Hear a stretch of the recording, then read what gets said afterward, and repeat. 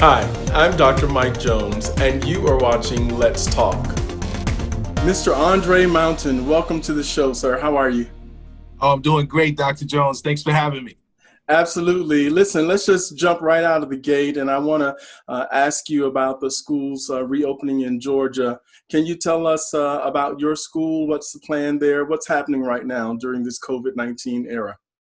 Yes, right now we're opening virtually. Actually, first day of school is tomorrow, and so we're 100% virtual. And the position of our district here in DeKalb County is that we're going to take it month by month and look at the numbers from the CDC and revisit it every month at the board meeting and determine what's best for kids, what's best for families, and most importantly, what's best for keeping our teachers and our staff healthy. Because ultimately, we can't do the work that we need to do if the teachers and the paraprofessionals and nutrition staff are all ill.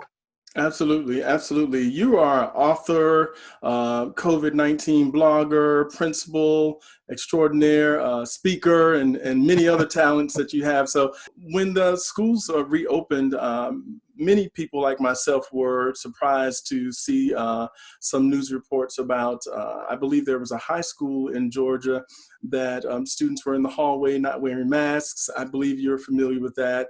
The students were Yes. suspended who recorded these students, etc. What was your take on that? Being someone who's right there in the thick of things in Georgia as an administrator, what was your take and your perspective? Well, I think that we have to celebrate our young people when they're documenting things in society, and challenge the system, disrupt things that are not working. And so I think it's a misstep to suspend a student just for recording what's actually happening within the school. But I also think it speaks to what the leadership should be doing to protect kids, setting up some protocols and some expectations on how students are going to transfer from class to class and move throughout the school. I don't think hiding it or punishing folks or trying to use a tactic of fear to keep people from showing what's going on is the answer. I think they need to address the real issue. And so I was really disturbed when I saw that. But I think it also speaks to a climate of how leadership is being portrayed nationally. When we look at the national level and we look at how the occupant of the White House is currently talking about this crisis and dealing with folks who are suffering from this and communities who are suffering, we see someone who sometimes is trying to hide what's going on as opposed to addressing it in a very succinct and positive and proactive way. And so, I've been really impressed with what I've seen with the governor of New York and the mayor of Newark, New Jersey, Mayor Ross Baraka, and even with Keisha Lance Bottoms, just leaders taking a very proactive stance and not trying to hide what's going on, but looking at the data and making recommendations to a community. That's what even principals have to do. We have to look at what's going on and protect those folks that we're here to serve.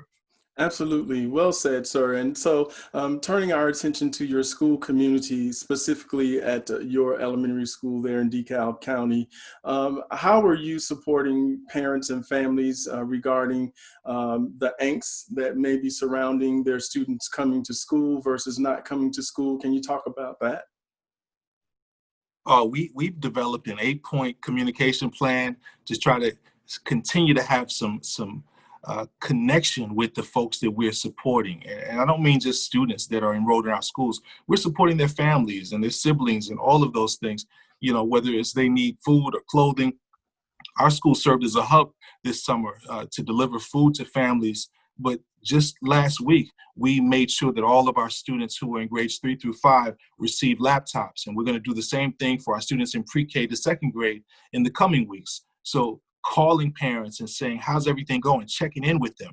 I have over 100 new students who are joining my school. And I made a point to Wow. call every single one of them personally and welcome them to our school community, because normally I would be able to meet them in the cafeteria and shake hands with them. So now the role of the leader is a little different. You have to be very strategic. And I could have very easily had members of my leadership team call them, but I think it's very personal for the principal to call and say, hey, I know, we can't meet in person. We just wanted to welcome you aboard. So the school plays a different role now in just making sure that everyone's okay. We have families who don't have Wi-Fi, so we got to make sure they get hotspots in the coming weeks, because you can give everyone a laptop, but if they don't have Wi-Fi, they still can't connect to what's going on from the school. Absolutely, absolutely. And so let's move forward from this COVID-19 era right now in the fall of 2020 when schools are opening and some schools are not opening, as you mentioned earlier. So Mhm. I'm interested in, and you and I have talked before this interview some months before, and I'm interested in where you think we go from here. Unfortunately, we're still in the first wave of the COVID-19 pandemic. We haven't gotten past the first wave. So where do you think we're going to be in the next year from now? Next year, this time, where do you see us in terms of education and where we are? I think that this is going to force our hand in terms of addressing the digital divide that exists in communities, particularly communities of color. You know, we have known for a very long time that certain kids have access to technology and others don't. And this is really forcing us to look closely at that and adjust our priorities, our resources to address that divide. This should have been done long ago. But one of the things I noticed about public education, we make those drastic shifts in moments of crisis. And we have to get beyond that. We have to do what the private sector does and look ahead at what's coming and adjust. And other countries do that as well with their educational systems. You know, even with the virtual learning and hybrid that's going on, some school districts are saying, you know, guys, you'll come to school 2 days a week, you'll stay at home 3 days a week. We've always done that in higher education. There are some kids who actually will learn better at home. And I think that's one of the things we need to look at.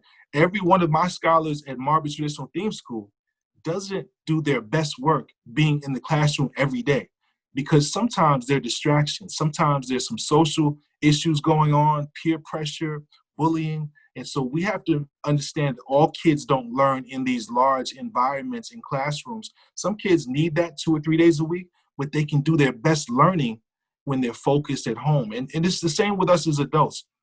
I remember in college, some folks could study in the library. I wasn't one of those who could study in the library because there was too many of my friends coming and going and too much Right. socializing. So I had to find me either a private room in the library or study at home. And we have to understand that our kids are the same way. Absolutely. Well, thank you for your time, Mr. Mountain. I'm sure we could continue this conversation at a later date, but I appreciate what you're doing for the students and the school community at large, not just there in Georgia, but everywhere as you're a blogger, author. Just share with us your book and how people can get in touch with you. Sure. My book is called Principals Don't Walk on Water, They Walk Through It. And it's essentially about this idea that principals cannot run the school alone. It's going to take a commitment and partnership with the parents, with leadership team, with the teachers, because the principal is at the helm, but the input of everyone is required. And principals are human beings. You know, we make mistakes, we make adjustments. You know, I always tell my staff, champions don't make excuses, they make adjustments. And I think that's Exactly. something that every principal needs to remember, which you cannot do it alone. We don't walk on water. And the title of the book comes from an experience where my school actually became flooded and I had to walk through water, you know, to address an issue. But the book is available on Amazon and I can be reached on my website. It's andrebenitomountain.com. And we're always here to support schools and school districts who are trying to do innovative work because we all support each other and learn from each other. Fantabulous. Thank you so much, sir. And we wish you a great first day of school tomorrow and certainly continue to stay safe and healthy out there. We'll be in touch. Thanks for watching. Be sure to subscribe for more educational news, exclusive interviews, and more.